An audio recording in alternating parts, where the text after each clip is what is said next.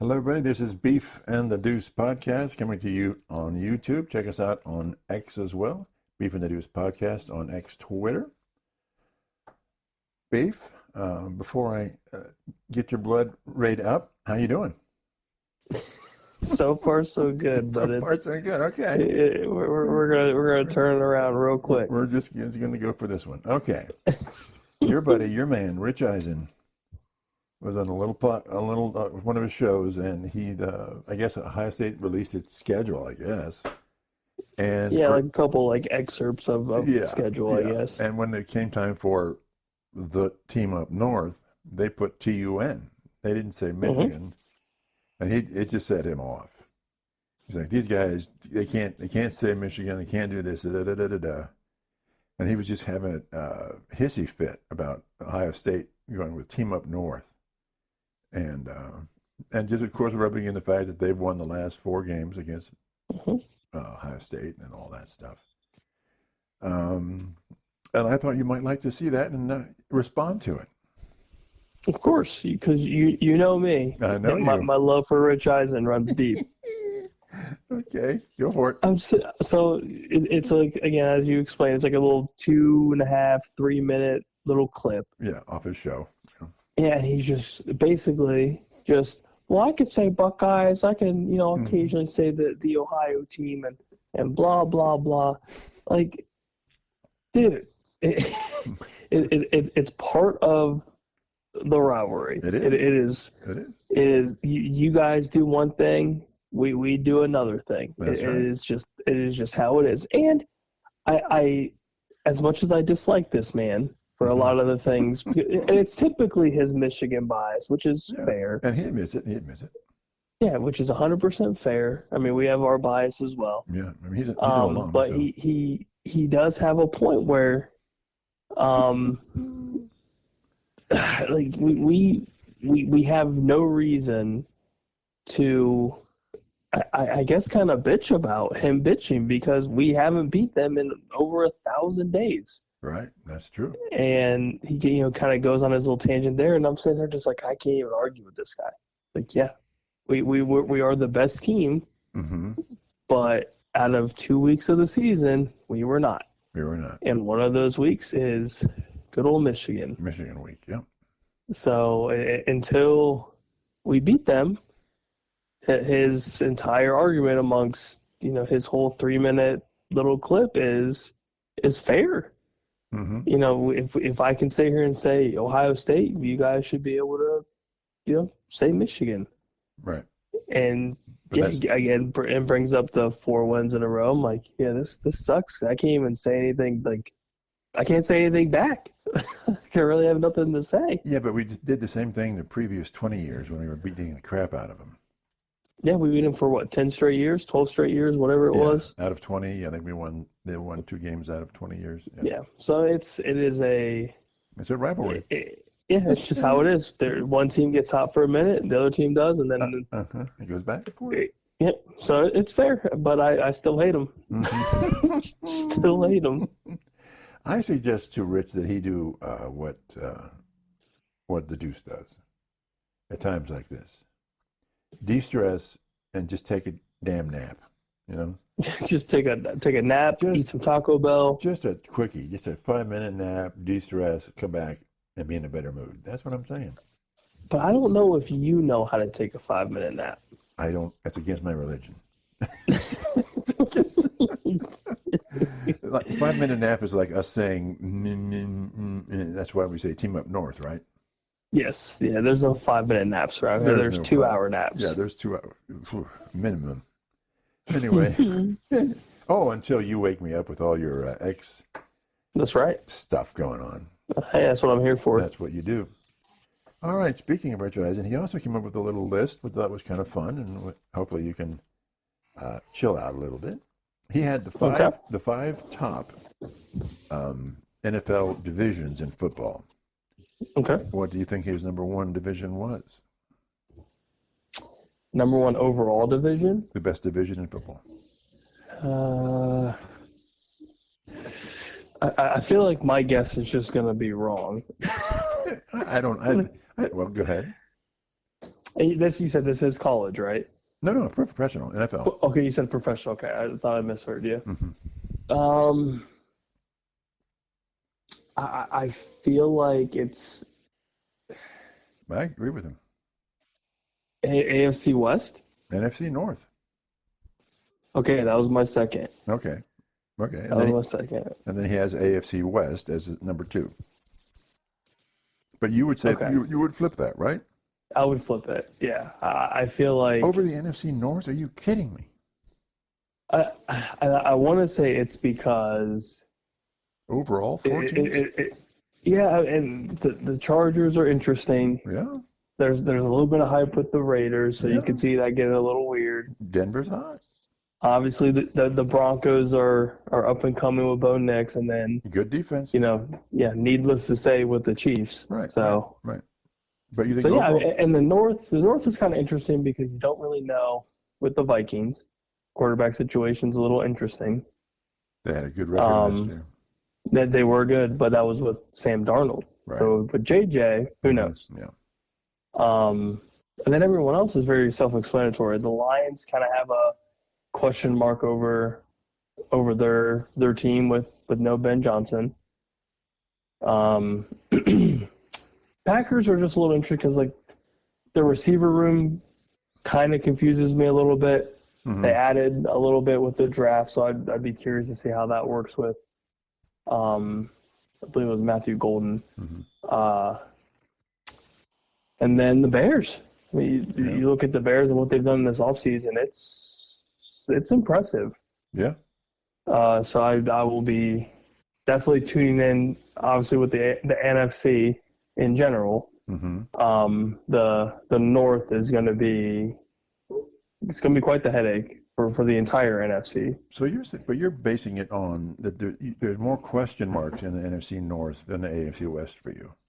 Yes, I feel like the AFC West is very straightforward, to the point. There's really not a ton of question marks. I mean, the only question mark, I guess, in that division is the Raiders. How is Pete Carroll and Chip Kelly going to kind of formulate this plan with Geno, more than likely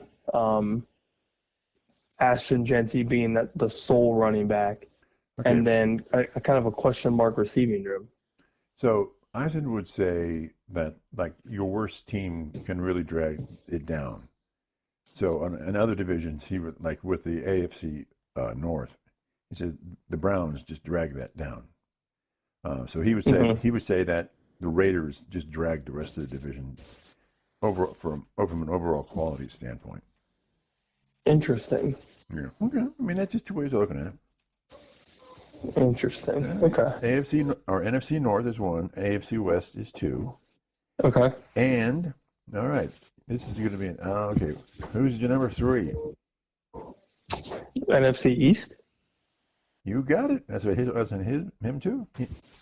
He said but with the Giants and the Cowboys. Well, the Cowboys make an interesting argument now because of the Pickens kind of being acquired. That's kind of interesting for the offense. Mm-hmm. And then obviously the Commanders and the Eagles are solid. So yeah, he's basically saying that the Eagles and the Commanders are just on a different level. Yeah, they're just too good. Yeah, but he didn't drag. He said the Browns are a worse drag on the NFC or AFC North than the Giants are to the NFC East. Would you agree with that? So in other words, the Browns are worse than the Giants. Both probably suck. I'd almost take the Browns right now. Yeah, I would too. But anyway. So that's NFC East is number 3. Number 4 would be, in your view? Oh boy. Number four. I would almost put the AFC North. That's what he has, AFC North. I would almost put the AFC North. He's like, Baltimore's obviously can win the Super Bowl. They haven't, but they can. And he's like, the Bengals are the team you don't want to see come into your stadium. He said, you don't want Joe Burrow to walk into your stadium. You just don't want to see that. Nope, you never do. And he gives the Browns have their issues. And of course, but he says that the Steelers are always, in the mix somehow. So he generally likes it. Number 5. What was the number 5 team then? Would it be NFC West? That's what he has. NFC West. Yeah. I'm on a roll. You and Rich are like simpatico here. I don't know what your problem is, man. The NFC West is interesting too, just because they could be a lot better. Yeah. Yeah. They could be. I mean, you could argue top 2, top 3, maybe. So the only reason I say that, the Cardinals kind of weigh them down a little bit. So does the Seahawks, right? But the Seahawks still have, there's some promise to them. Yeah. The Niners are obviously the Niners. Mm-hmm. They're going to be in the mix regardless. And the Rams. And now they've locked up Brock Purdy, which should have been done a long time ago. Yeah. And the Rams are. And the Rams are still good for at least the next 2 years. Mm-hmm. Minimum 2 years, unless Sean McVay leaves when Stafford leaves, which is kind of my guess. Mm-hmm. But yeah, I mean, all of those teams can make some noise and be very, very difficult. So I'd be curious to see how that all works out. Okay. All right. So I'm hearing going on a good buzz about Justin Fields in New York. I think he's going to do well. I hope he does. Yeah, I know. I hope he does. Yeah. But it sounds like he's doing well. It sounds like some of the little passing videos that they've shown. Mm-hmm. He's got some zip. He's got some zip, and I think he's there to prove something. Yeah. Oh yeah. And I think he can. Garrett Wilson and him together, I think, will be a solid 1-2. Breece Hall in the backfield is still. He's still got some juice left in him, so at least the running attack will be fine. Mm-hmm. A whole new coaching layout is going to be beneficial, I think, too. Just to kind of start fresh. Mm-hmm. And the defense is still pretty okay. It's not as dynamic as they were, 2 years ago? Mm-hmm. Last year? Maybe both years. But, I mean, you still have one of the top corners in the league. Mm-hmm. Your pass rush is still pretty, middle of the pack. Mm-hmm. All you need is just decent quarterback play. Don't turn the ball over. Run the ball efficiently. Mm-hmm. And good things will happen. They just haven't had a ton of luck with the Zach Wilson draft pick, which I think most of us knew was a terrible pick. The Aaron Rodgers saga, I was 100% wrong on that. But maybe, and a lot of people were wrong on it. I'm definitely not on that boat all by my lonesome. You're in a big club. But yeah, I think Fields has a lot to prove, and he wants to prove it on a big stage. I mean, you got the New York market, and the hungry Jets faithful that want to see progress. They want to see something positive. Would this be the and I think Pittsburgh should have given him the contract that the Jets gave him and kept him to Pittsburgh. Mm-hmm. I think he's a natural. So hopefully this year he'll be the man and the only man, and he can just say, "I'm the guy," and that's it, right? There's none of this controversy that what went on in Chicago, where he was sort of set up for, I wouldn't say failure, but not doing well.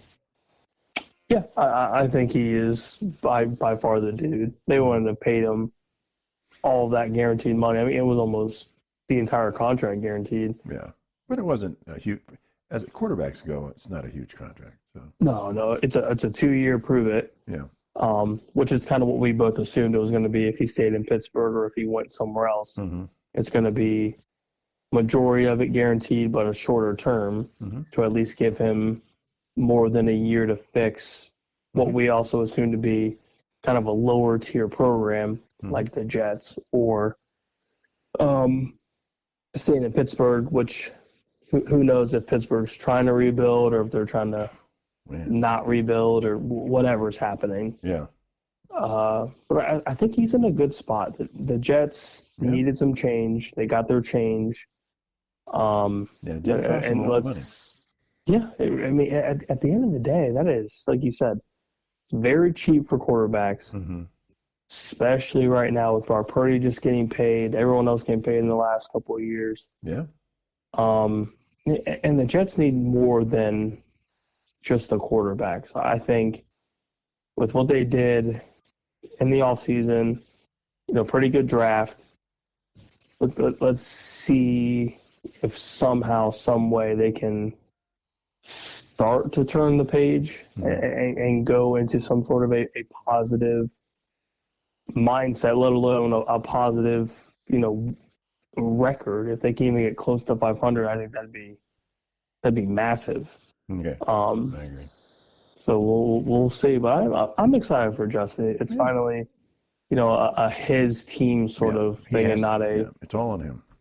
Yeah, it's not a. I'm looking over my shoulder because I got Russ Wilson, or I've got the detriment that is the Chicago Bears history here in the last decade or so. Okay. So yeah, I'll be curious to see how he does. So before we get into 24/7 Sports had a SEC power rankings. Before we get into that, I have one more pro football question. And it's a Cleveland Browns question. Will Shedeur Sanders start game 1 for the Browns? And if not, will he start some game in this season? I think he starts at some point in the season. Okay. So it sounds like initially I think we were both on the same Flacco boat of him probably starting week 1. Unless I'm reading too much into it or I'm not reading enough because I'm illiterate, it almost sounds like Stefanski and the front office are pushing for the duo of Dylan Gabriel and Shedeur Sanders to possibly start week 1. Have them both play in week 1?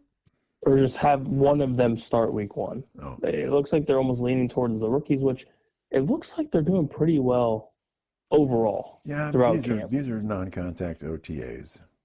Exactly, which is I don't take enough into it. Yeah, I still think that one of the veterans will start, and then they'll work their way in somehow. I would hope it's Flacco just because of the progress that was there previously. I get he's like 79 years old. But I think having that sort of veteran lead the charge and then maybe backtrack a little bit if it's not going well, I feel like it's a lot better than, hey, rookie, let's toss you out here week 1 and see what you do. Well, even though, I think everyone knows that Flacco's not the 5-year plan. He's there for a year, maybe 2. And they've got to get a future quarterback. And I think he's the guy that can bring those other guys along. Yeah, and I don't think there's anybody else better for that charge than him.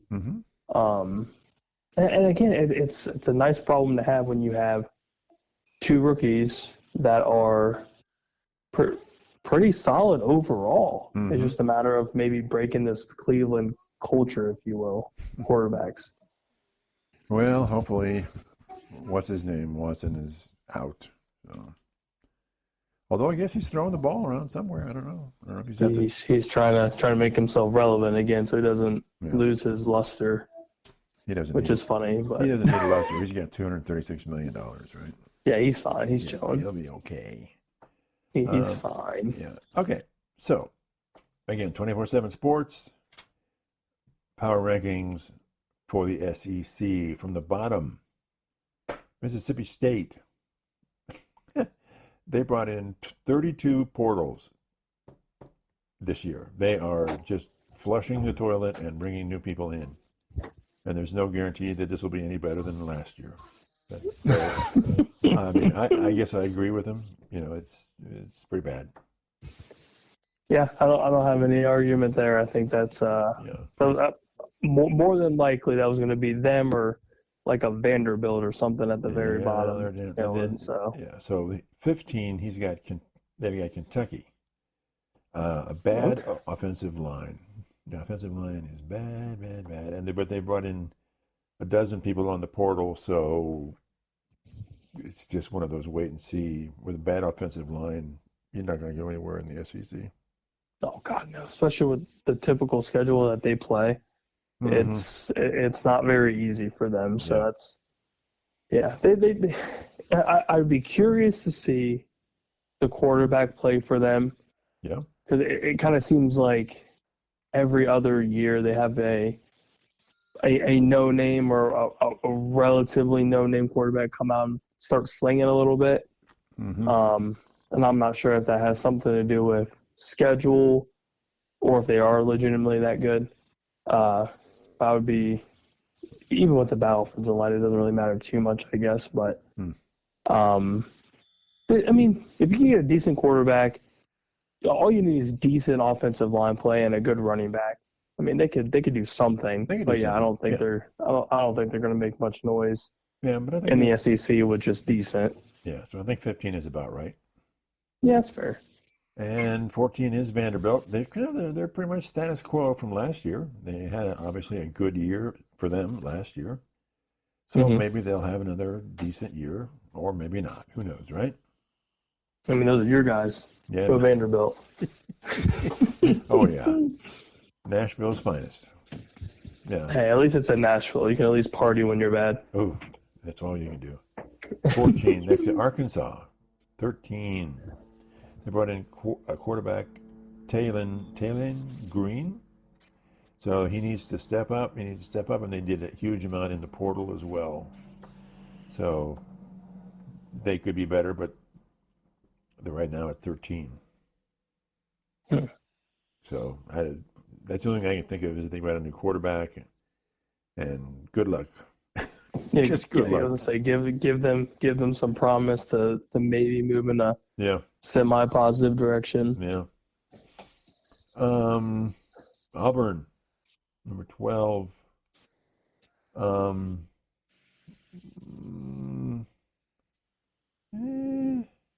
They've got a good quarterback potentially. Is it Jackson Arnold? And good wide receivers, but that the quarterback really needs to step up, and they have pretty much crap for defense. I was gonna say it seems like lately it's been the defense having the majority of the issues. Offense is kind of hit and miss. Yeah. But yeah, it's just that the SEC schedule is just brutal for them. I feel like every year. Yeah.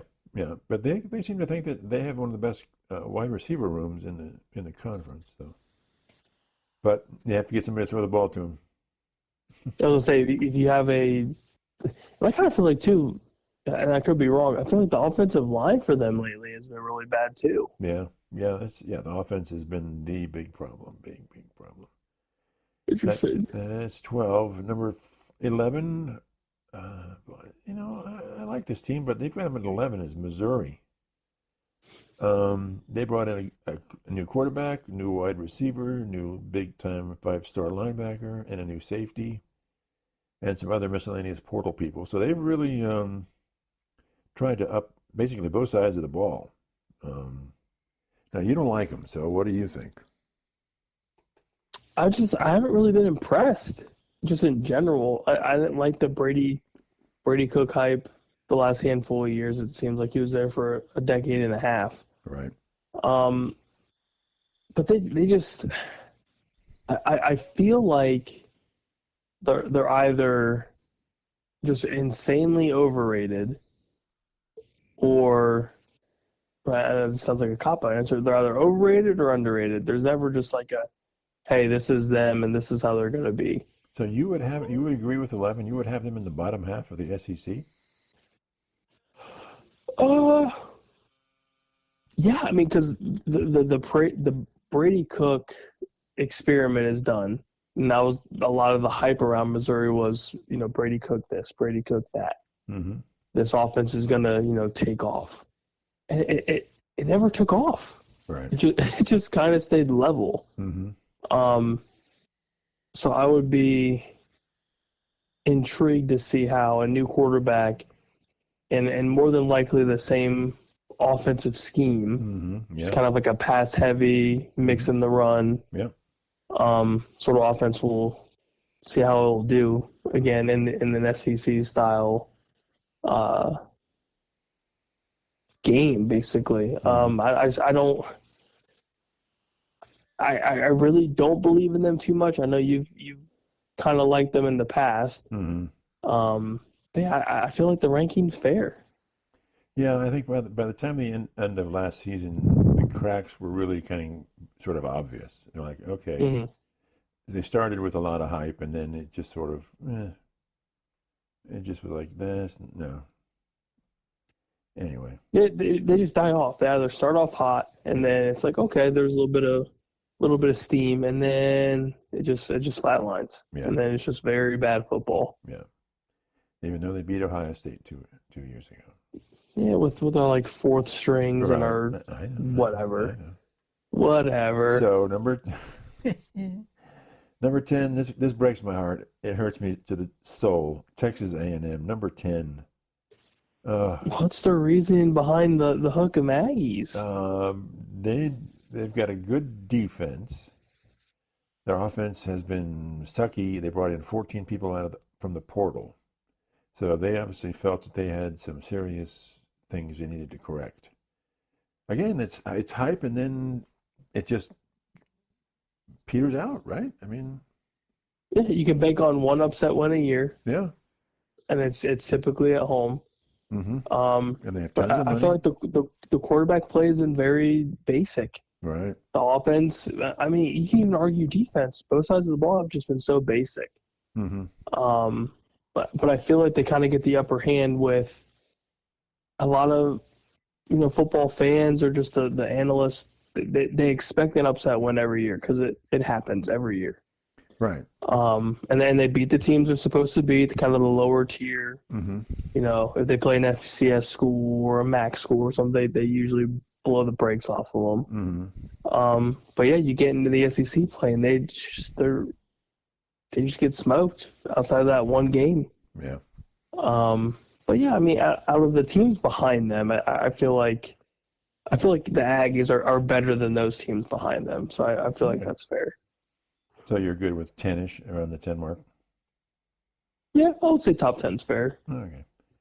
Tennessee at number 9. Of course, they lost their supposedly premier quarterback. They still have a good defense, but with losing the quarterback and some others, they have an offensive problem that is a big problem. So they're at 9. And what do you think on that one? The quarterback, backfill will be interesting. Obviously, that's going to be the question for that team throughout the whole season. Right. Losing Sampson in the backfield is going to be a big void. So figuring out the new rushing attack will be kind of some growing pains there with quarterback and running back. But I feel like the defense is going to save them. And they made the CFP for a reason. So you got to give them a little bit of credit there. Yeah. Good coaching staff all around too. So I mean, it's just staying. They need to kind of keep the, I guess, momentum, if you will, because it seems like they start off hot, and then they lose one game, whether it's a close game or a blowout loss, whatever, and then they kind of keep on that trend. They don't really bounce back, if you will. So I feel like refraining from a losing streak, which is for any team, but specifically for them, I feel like it's you start hot, you lose a game, and then you kind of just fall apart. Yeah, to me this year seems like it's a good year for them to do well, but kind of tread water and try to come out hot next year because it's a lot of problems. Nobody's expecting them to do anything spectacular, especially with the Nico drama. Yeah. Losing your starting running back, not only in the game against Ohio State, but to the draft. So there's going to be some growing pains there because they like to run the ball. Tennessee is a very, I guess you could say, run heavy / dual threat with the quarterback.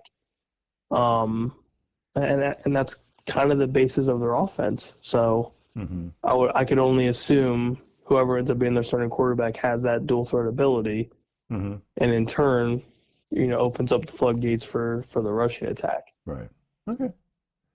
Yeah. Okay. Number 8, they've got Florida.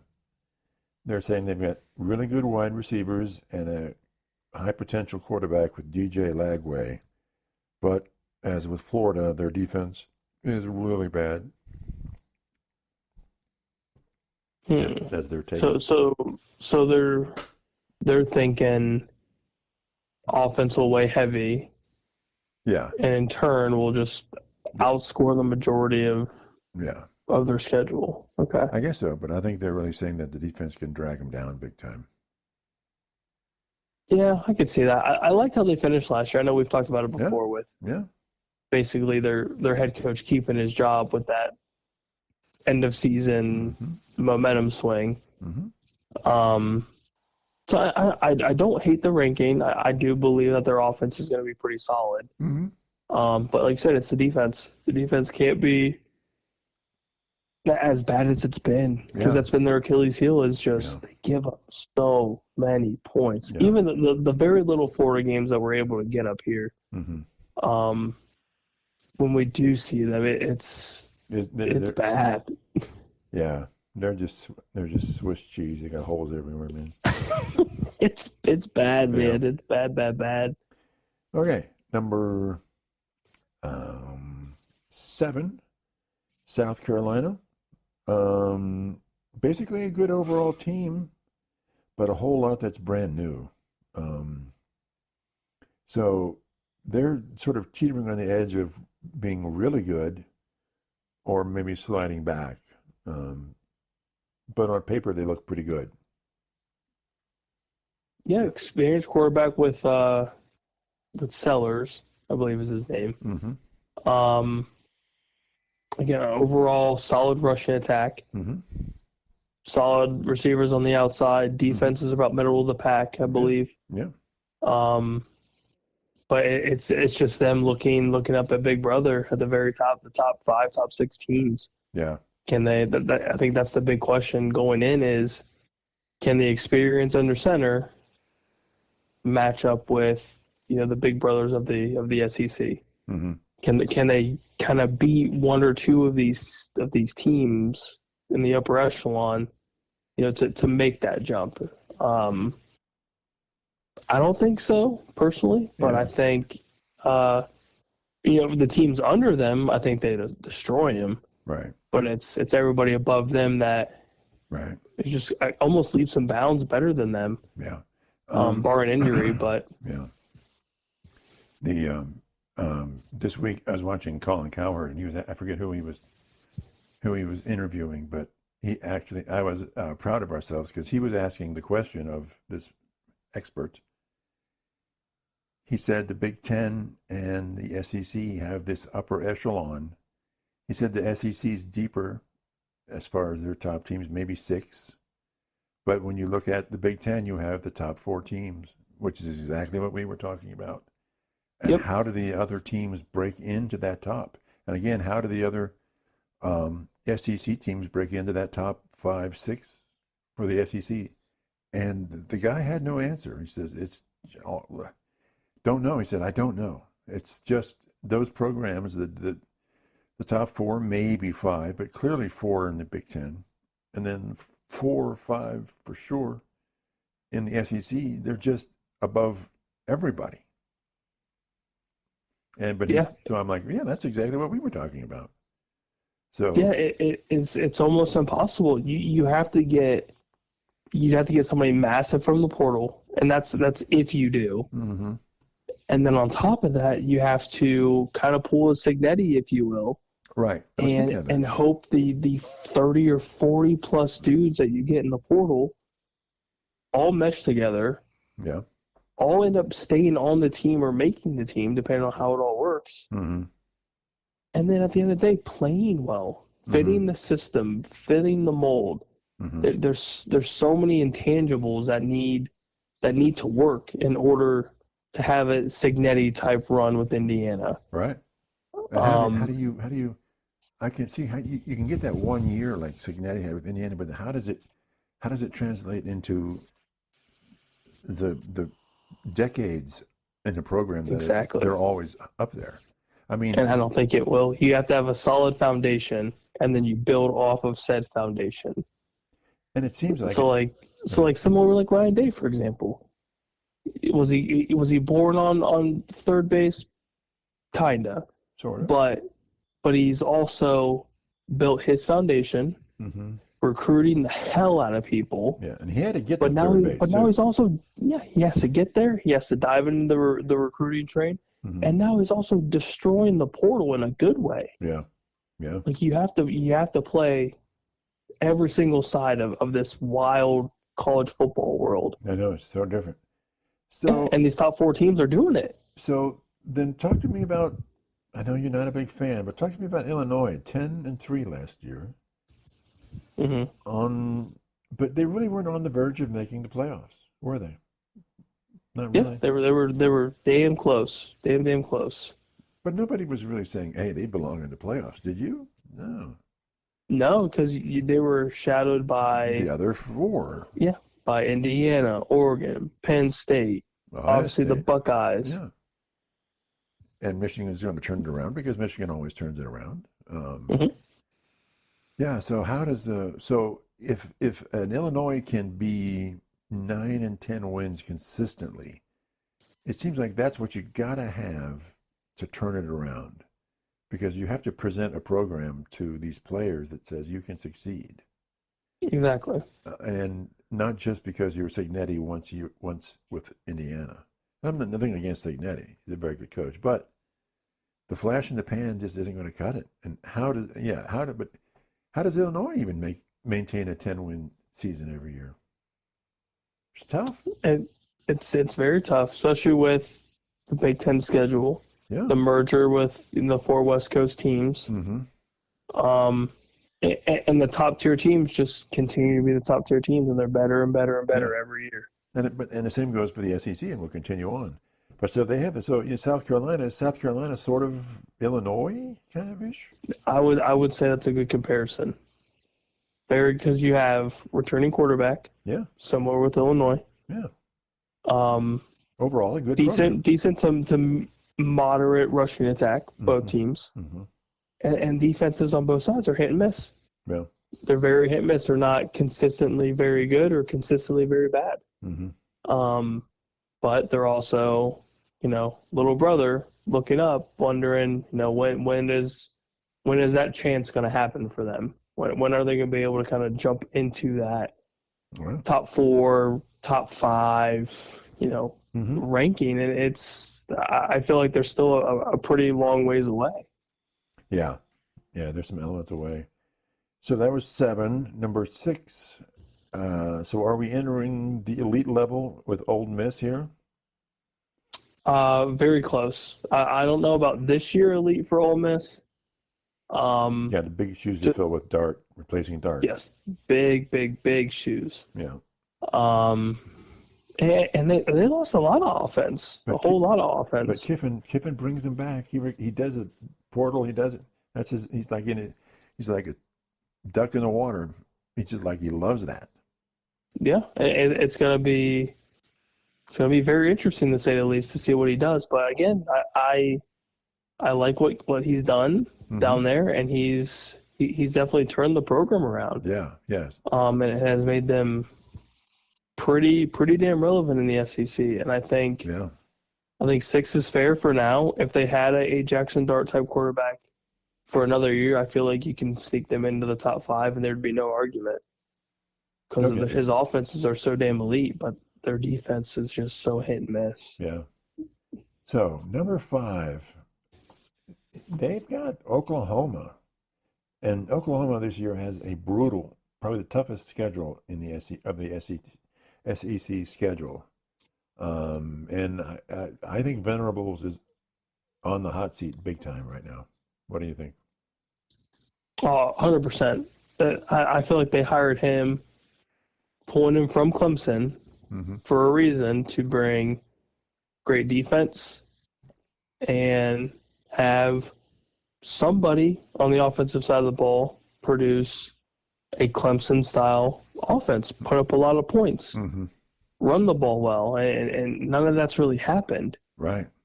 So I'm curious to see why they're top 5. Yeah, I'd have Ole Miss way over Oklahoma. I would have put Ole Miss at 5 at that point. That's interesting. Yeah. Anyway. Did they mention anything with like the portal or anything like that? Not really. No, it's basically they're just saying that they have a brutal schedule. They haven't really done anything specifically to majorly improve. But basically they're just saying Venables on the hot seat. I think if he doesn't. So they're probably banking on him coaching his ass off to keep his job. Yeah. Basically. But again, if you have the worst SEC schedule, then forget about it, right? I mean. Oh yeah, see you later, man. Yeah. There's no shot. Shot. Yeah, number 5 was odd. Yeah, having Ole Miss under Oklahoma really shocked me. Anyway, number 4, they have Georgia. They had 13 players go into the NFL draft, and that were drafted in the NFL. Isn't the big question their quarterback, the Gunnar Stockton fellow? How's he going to pan out? Yep. Yeah, I would say probably the only question I would have for them, because their defense has been. I mean, what else can you say about their defense but just good? But They've just had a really good defense forever. But they lost a lot of them to the draft. But they've done that every year. Yeah. They've lost basically their entire defense every year for like 5 years. And they continue to be dominant. And they've had not as dominant as like years past, but they're still good. Their offense has been. Is this a question mark though for their offense this year? Yeah, I would say the biggest question mark for them would be offensive production.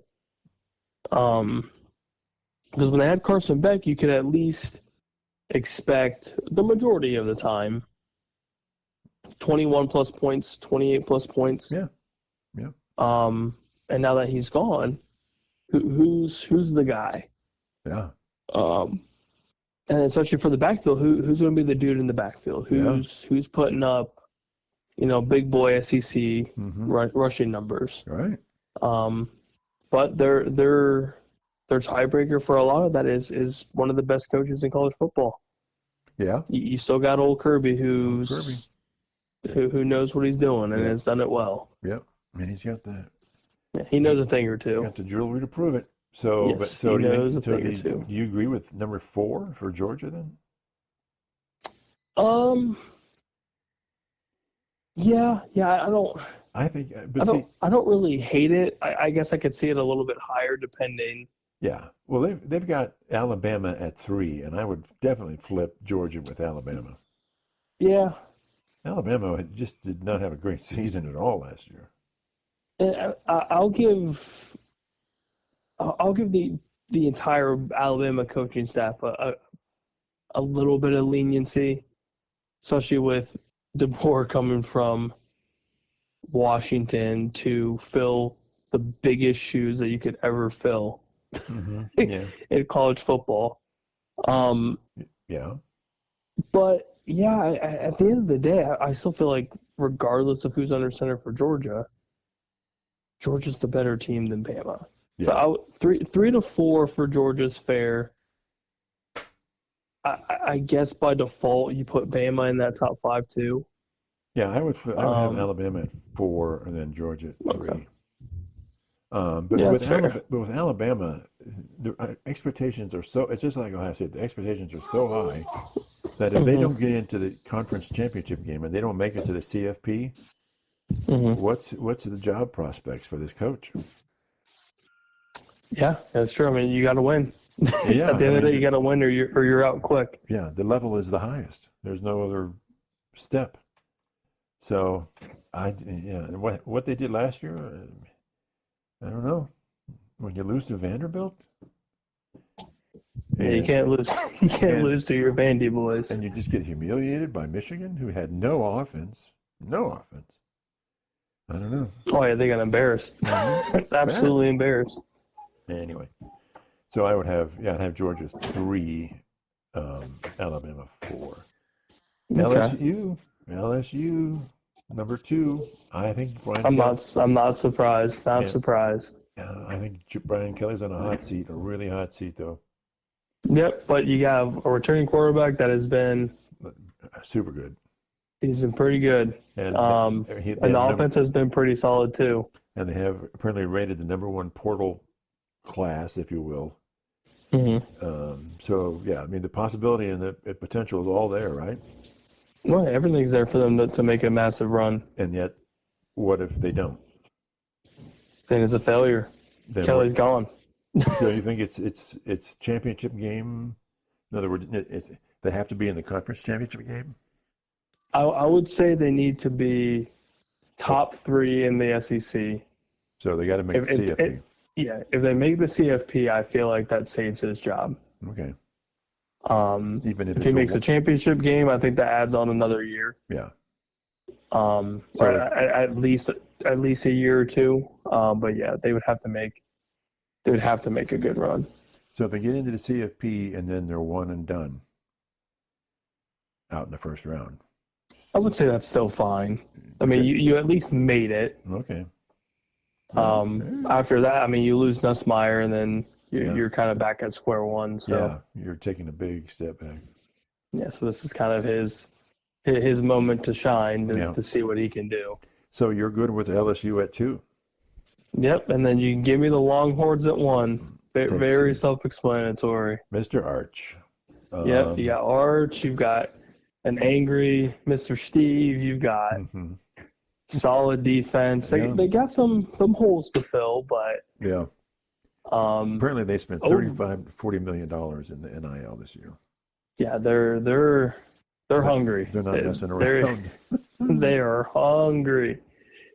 But yeah, I mean, I don't really hate the list. I'm kind of surprised that most of it we agree with, outside of the Bama Georgia flip and then the OU Ole Miss. Yeah. Other than that, yeah, that's not too bad. So again, I'm watching. So class being interviewed by Cowherd, and Cowherd asks, "How good is Arch Manning?"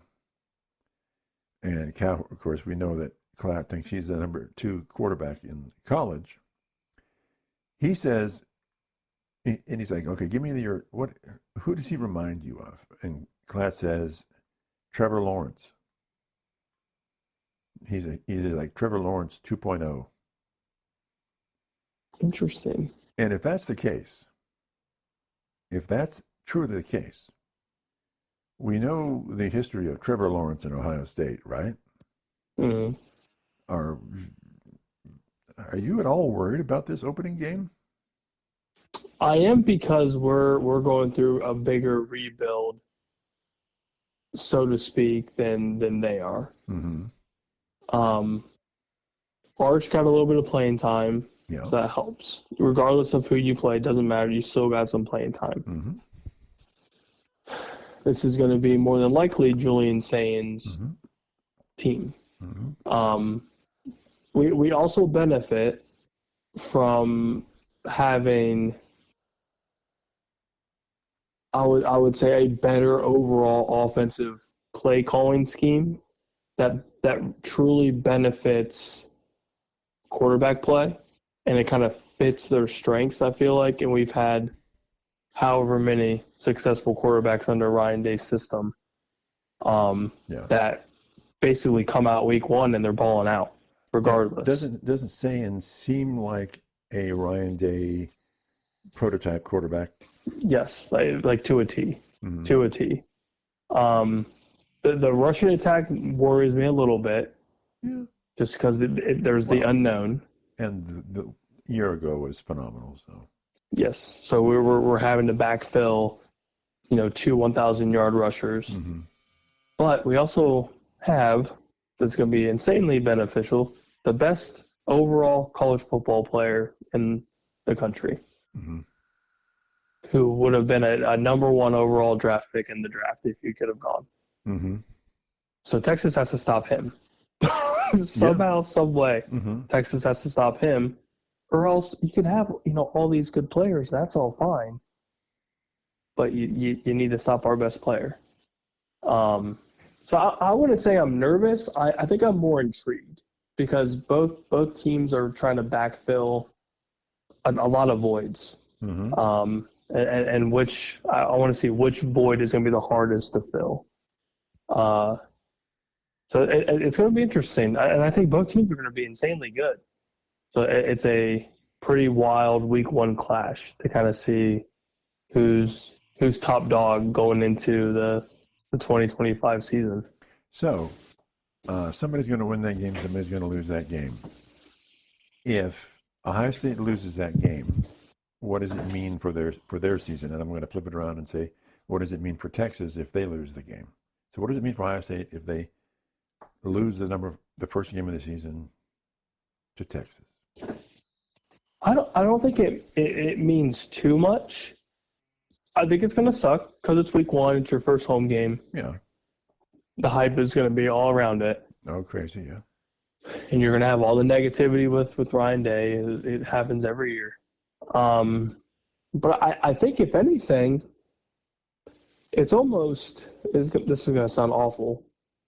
If we lose a close game, say if we lose by, 7 or less, relatively close, it shows me that the rebuild isn't going to be as tough. The players that are backfilling the voids that we have lost due to the draft, that the players that are there are worthy to be there after a brutal week one matchup. If we lost a close game, that shows that they're matching up well with arguably one of the best teams in the country, if not these are two of the best teams in the country. If Julian Sayin plays well and they lose a close game, then we know who the quarterback should be. Right. If he has a super tough game, obviously it's week one, so we're not trying to destroy this kid. But there's some tweaks that need to be made game plan wise, or however he plays poorly, whether it's turnovers or if it's just incompletion, whatever it may be.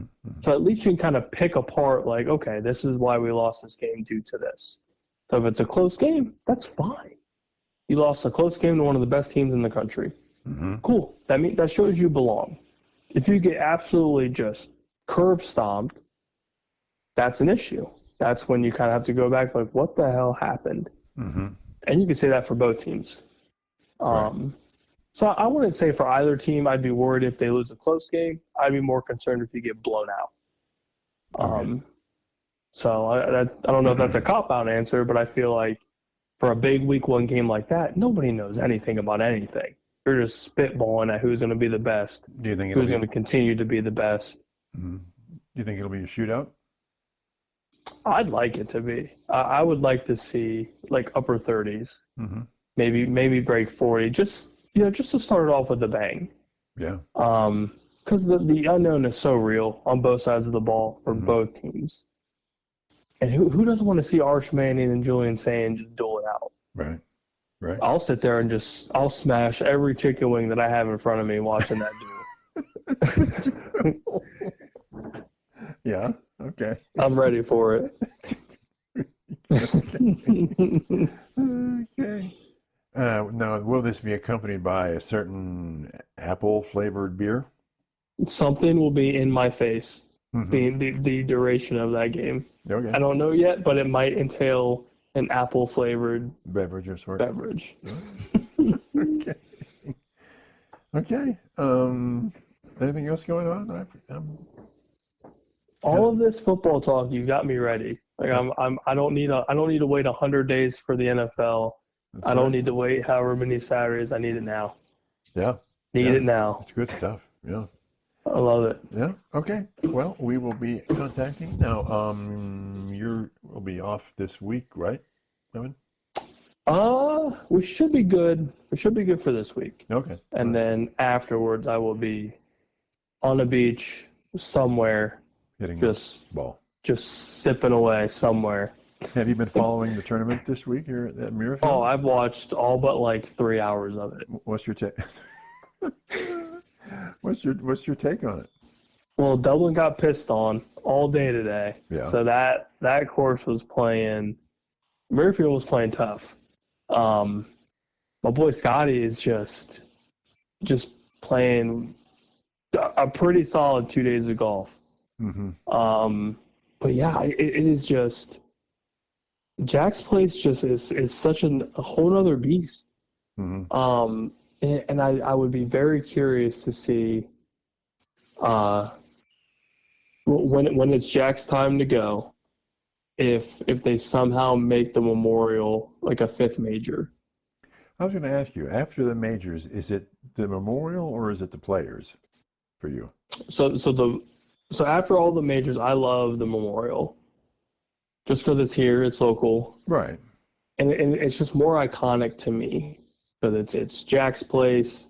This is his town. But the Players, you have the iconic 17. Everyone knows the Island Green. It is the thing.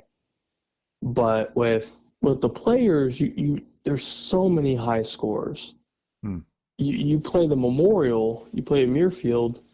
Scotty was in the single digits under par. Like you don't get that. You get that very rarely in any of these tournaments now. Like this course plays so tough. And I love watching these guys struggle. I love it because it humbles them. And as a fan and as a player, you're like, okay, like these dudes understand what it feels like. Just be like, what the hell just happened? Like you question yourself. You're thinking this. It happens this way. Like it makes them human. And I think that's Jack's whole thing is like, I want this to be the toughest course, and I want these players to feel frustration, anger, whatever. It's a beautiful layout. The course is beautiful. So at least with like this weekend, like it's gonna be relatively nice. So I am interested to see how they play from yesterday, and whoever made the cut going into the weekend. You're playing in, rain for 8 hours to upper 60s and beautiful. So that course is going to play soft. Therefore, you're going to have the players like Scotty just attacking the pin. You're going to have some crazy putts going on, and you got to see these players struggle on a lot of these longer par fours. Like, I haven't seen a triple bogey, I feel like, since Nam. And you got guys triple bogeying holes, and I'm like, you don't see this. Yeah. Like, you very rarely see double bogeys. You got guys, struggling to just shoot even. Like, it's awesome. And of course, it's an easy, 10, 15-minute drive if I want to go and watch some golf. So that's a plus as well. But why is it, if it gets wet, why are we seeing triple bogeys? Just because it's wet? You get muddy balls. You get the wind plays a massive factor. You've got some 3 putts. Hell, one of the guys I was playing this morning when it first started raining had a 10-foot putt and blew it 15, 20 feet past the hole into the fringe. And it's just looking around like, what? On a soggy green? Yeah, just putted it right past the hole. So he just misjudged it. But you rarely see that. Yeah. And then your whole game plan with some of these par fives, it changes. Instead of trying to reach the green in 2, you're like, well, this weather sucks. My entire plan on this hole changes. Now, if it's really humid and wet, does the humidity just cut the air is heavy too, and they won't fly that far? Depends. I guess yes and no. Like when it's colder, the ball doesn't really travel that far. When it's humid, I think the ball flies a little bit farther. So like down in Florida, like my ball goes farther than what it usually does up here. So I guess it just depends. But I'm also a 17, 18 handicap golfer. Right. So if my 9-iron can go 205 or it can go 20 yards, who knows? I saw there was an interview today from someone at the tournament, and they were just talking about the different. We all know the differences between those golfers and us. Mm-hmm. And he said, but one day this was number of years ago. He was watching Vijay Singh. You familiar with that name? Oh yeah, absolutely. Okay. He was on the practice fairway, and he said, I was sitting there and I watched him with only 1 iron, and he hit the ball with that 1 iron down that same fairway for 2 hours. And he said it started off and then it would fade to the right, up, fade to the right. For 15 minutes, it was up, fade to the right, up, fade to the right. Then it was up, fade to the left. And it was just a machine. He says, this guy's just a machine. He said, but that's what those guys do. They just do that infinitely.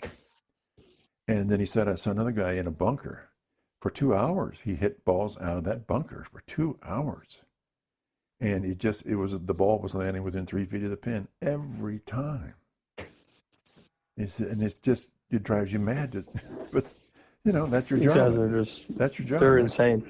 Yeah. What was It's it? insane. Tiger Woods said, I'm not better. I just practice it longer. Right? Yep. It's practice, and there's a lot of luck involved too. Yeah. Well, but and there's a certain amount of luck, but there's a lot of skill, technique. Yeah. Just the mental capacity to not let one bad shot ruin your round.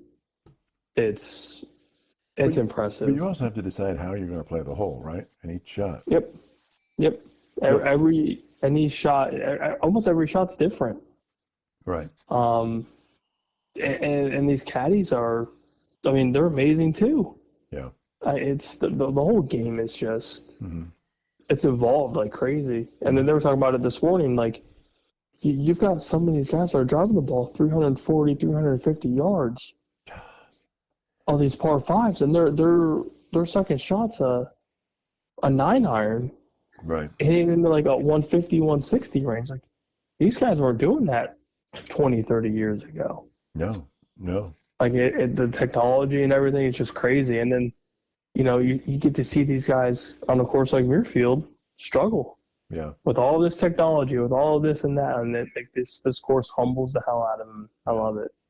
One guy said, "What if I walked into the clubhouse at Muirfield with $300? What could I get?" And the guy said, "You could buy 1 iron." Basically, maybe an iron, but that's as far as you're going to go. Yep, you can get a couple polos and a replica golf ball. Yeah, that's right. That's it. Okay. All right. Well, we'll talk to everybody later. Be sure to check us out, like and subscribe.